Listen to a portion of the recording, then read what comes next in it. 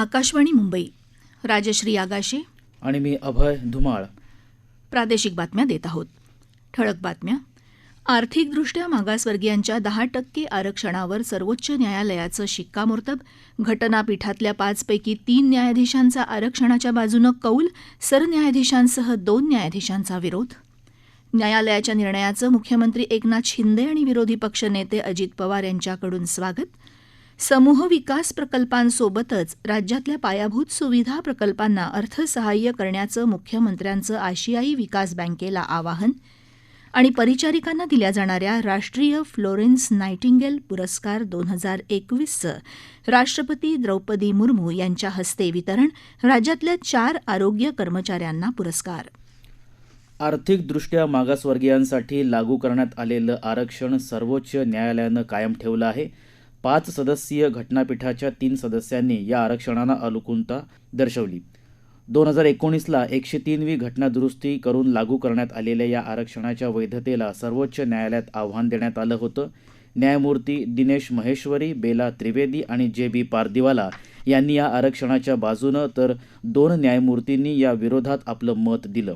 हे आरक्षण घटनेच्या मूलभूत संरचनेच्या विरोधात असल्याचं मत न्यायमूर्ती एस. रवींद्र भट यांनी व्यक्त केलं. सरन्यायाधीश उदय उमेश लळित यांनी देखील न्यायमूर्ती भट यांच्या मतांशी सहमती दर्शवली.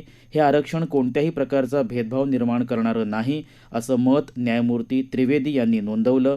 यामुळे समानतेच्या तत्वांना देखील बाधा पोहोचत नाही. या आरक्षणामुळे आरक्षणाची 50% मर्यादा वाढणार आहे, पण आरक्षणावर असणारी ही मर्यादा लवचिक स्वरूपाची असल्याचं मत न्यायमूर्ती महेश्वरी यांनी नोंदवलं. काँग्रेससह अन्य विरोधी पक्षांनी या घटना दुरुस्तीला विरोध केला नव्हता.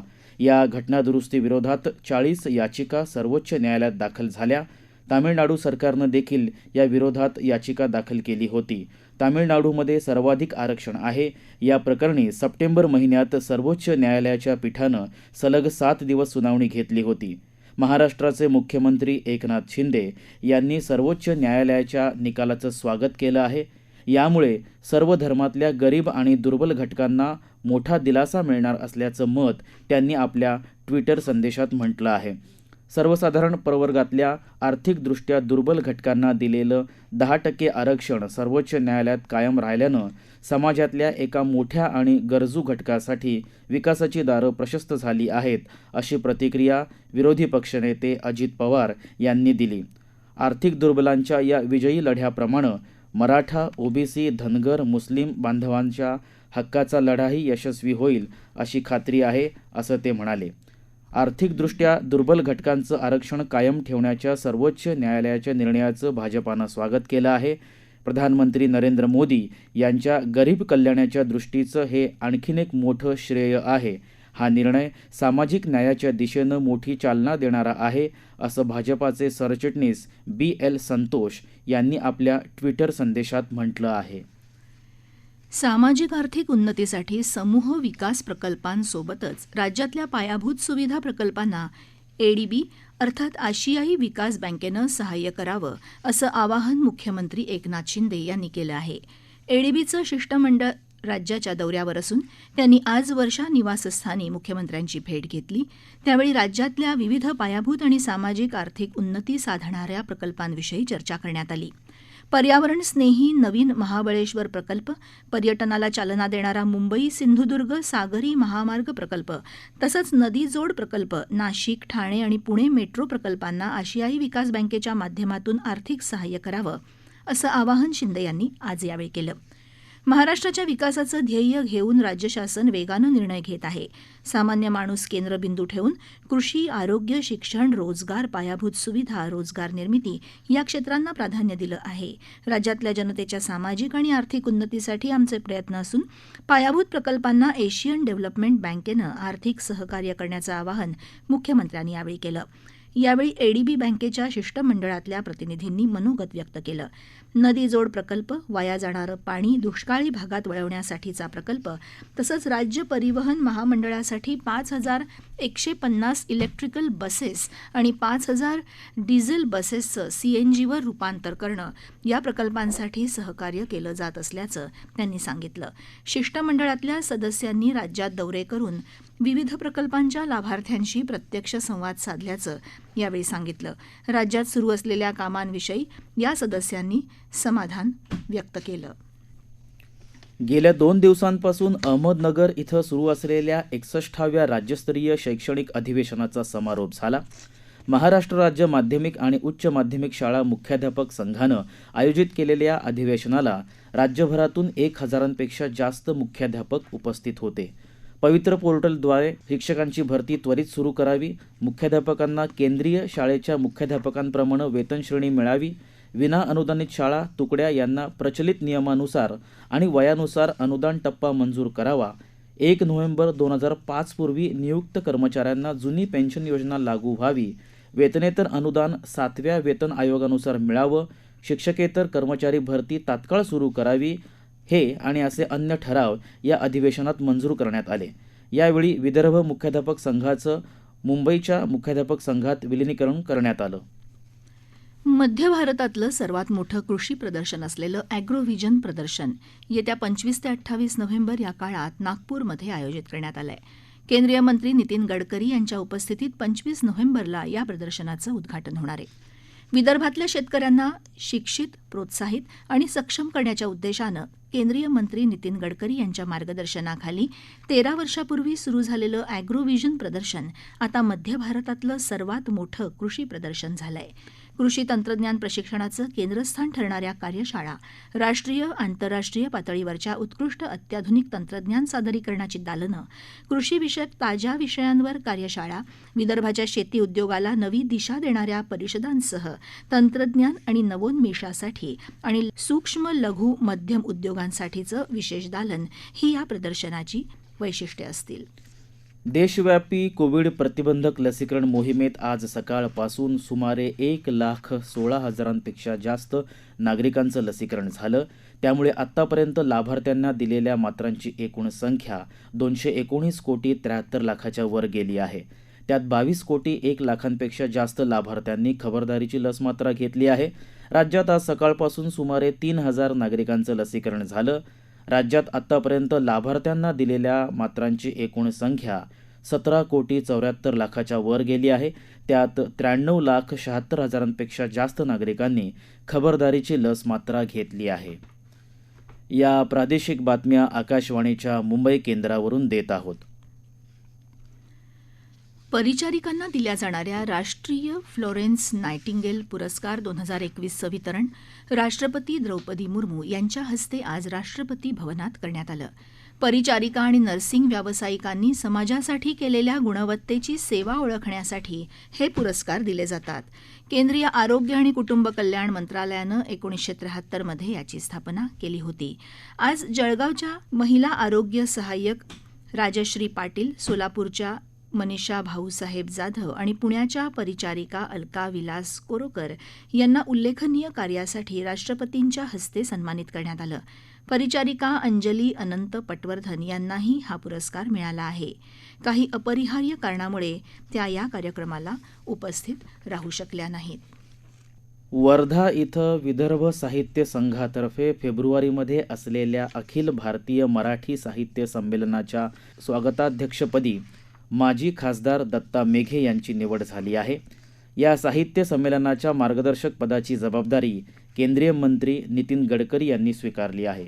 माजी आमदार सागर मेघे यांच्याकडे संमेलनाच्या संरक्षक पदाची जबाबदारी आहे. हे अखिल भारतीय मराठी साहित्य संमेलन वर्धा इथल्या स्वावलंबी शाळेच्या पटांगणात 3, 4 आणि 5 फेब्रुवारी 2023 रोजी होईल.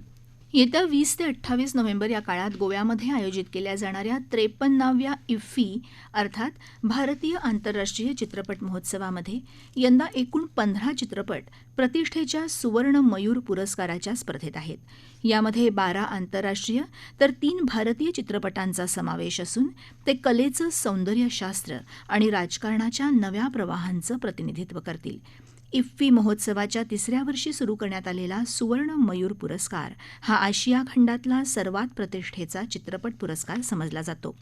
यंदाच्या वर्षी पोलिश चित्रपट निर्माते क्रिझिस्टोफ झानुसी यांचा परफेक्ट नंबर, मेक्सिकन चित्रपट निर्माता कार्लोस इचलमन कैसर यांचा चित्रपट रेड शूज, इराणी नाट्य चित्रपट नो एंड आणि हिंदी चित्रपट द काश्मीर फाईल्स हे चित्रपट या पुरस्काराच्या स्पर्धेत आहेत. केंद्रीय माहिती आणि प्रसारण राज्यमंत्री डॉक्टर एल मुरुगन यांनी आज 53व्या भारतीय आंतरराष्ट्रीय चित्रपट महोत्सवाच्या इफ्फीच्या तयारीचा आढावा घेण्यासाठी बैठक आयोजित केली होती. महोत्सवात आयोजित करण्यात आलेल्या कार्यक्रम स्थळांना भेट देऊन त्यांनी पाहणी केली. ही कार्यक्रम स्थळं लवकरात लवकर कार्यान्वित करावीत अशी सूचना त्यांनी यावेळी दिली. माहिती आणि प्रसारण मंत्रालयाचे सचिव अपूर्व चंद्रा, माहिती आणि प्रसारण मंत्रालयाच्या पश्चिम विभागाच्या महासंचालक मोनी दीपा मुखर्जी, राष्ट्रीय चित्रपट विकास महामंडळाचे व्यवस्थापकीय संचालक रवींद्र भाकर, माहिती आणि प्रसारण मंत्रालयाचे चित्रपट विभागाचे सहसचिव पृथुल कुमार, गोव्याचे पोलीस महानिरीक्षक ओमवीर सिंह बिश्नोई, गोवा सरकारचे माहिती आणि जनसंपर्क सचिव Subhash Chandra, entertainment society of गोवाच्या मुख्य कार्यकारी अधिकारी स्वेतिका सचन आणि इतर अधिकारी या बैठकीला उपस्थित होते. जागतिक बाजारातल्या मजबूत स्थितीच्या पार्श्वभूमीवर मुंबई शेअर बाजारात आज तेजीचा जोर राहिला. शेअर बाजाराचा सेन्सेक्स आज 234.79 अंकांनी वधारला आणि 61,185 अंकांवर बंद झाला. डॉलरच्या तुलनेत रुपयाची मोठी घसरण झाल्यानं परदेशी गुंतवणूकदारांनी आज सलग दुसऱ्या सत्रात खरेदीवर भर दिला. त्यामुळं बाजारातल्या तेजीला बळ मिळाल्याचं बाजार विश्लेषकांनी सांगितलं. राष्ट्रीय शेअर बाजाराचा निफ्टी आज 85.65 अंकांनी वधारला आणि 18,203 अंकांवर बंद झाला. Birdman of India Salim Ali यांच्या वाढदिवसानिमित्त आणि अरण्य ऋषी डॉक्टर मारुती चित्तमपल्ली यांच्या जन्मदिवसापासून ते 12 नोव्हेंबरपर्यंत दरवर्षी सर्व निसर्गप्रेमी पक्षी सप्ताह अतिशय उत्साहानं साजरा करतात. यानिमित्त बर्ड्स ऑफ कोल्हापूरच्या वतीनं पक्षी निरीक्षणाच्या हिवाळी मोहिमेची सुरुवात पन्हाळा इथं तबक उद्यानात करण्यात आली. यामध्ये 8 स्थलांतरित, 2 स्थानिक स्थलांतरित तर 27 रहिवासी पक्ष्यांच्या एकूण 37 प्रजातींची नोंद करण्यात आली. कोल्हापूरमध्ये बाबूबाई पारीख पुलावरून मध्यवर्ती बसस्थानकाकडे जाणाऱ्या रस्त्यावर आज दुपारी स्थानिक गुन्हे अन्वेषण शाखेच्या पथकानं 2,01,50,000 किमतीची व्हेल माशाची उलटी जप्त केली. या प्रकरणी कोल्हापूरमधल्या 3 जणांना पोलिसांनी ताब्यात घेतलं आहे.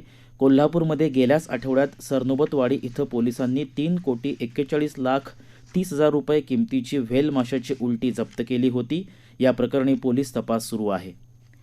धुळे तालुक्यात देवभाने फाट्यावर प्रतिबंधित गुटखा घेऊन जाणाऱ्या एका वाहनासह वाहन चालकाला पोलिसांनी आज ताब्यात घेतलं.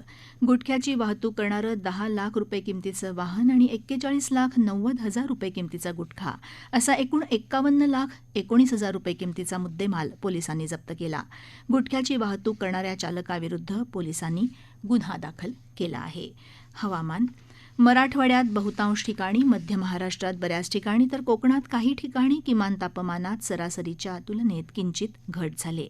राज्यात सर्वात कमी किमान तापमान नाशिक इथं 12.8 सेल्सिअस इतकं नोंदवलं गेलं. येत्या 2 दिवसात संपूर्ण राज्यात हवामान कोरडं राहील असा पुणे वेधशाळेचा अंदाज आहे. ठळक बातम्या पुन्हा एकदा. आर्थिकदृष्ट्या मागासवर्गीयांच्या 10% आरक्षणावर सर्वोच्च न्यायालयाचं शिक्कामोर्तब.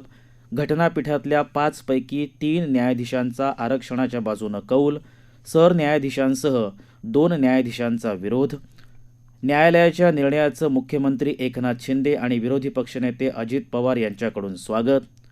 समूह विकास प्रकल्पासोबतच राज्यातल्या पायाभूत सुविधा प्रकल्पांना अर्थसहाय्य करण्याचं मुख्यमंत्र्यांचं आशियाई विकास बँकेला आवाहन.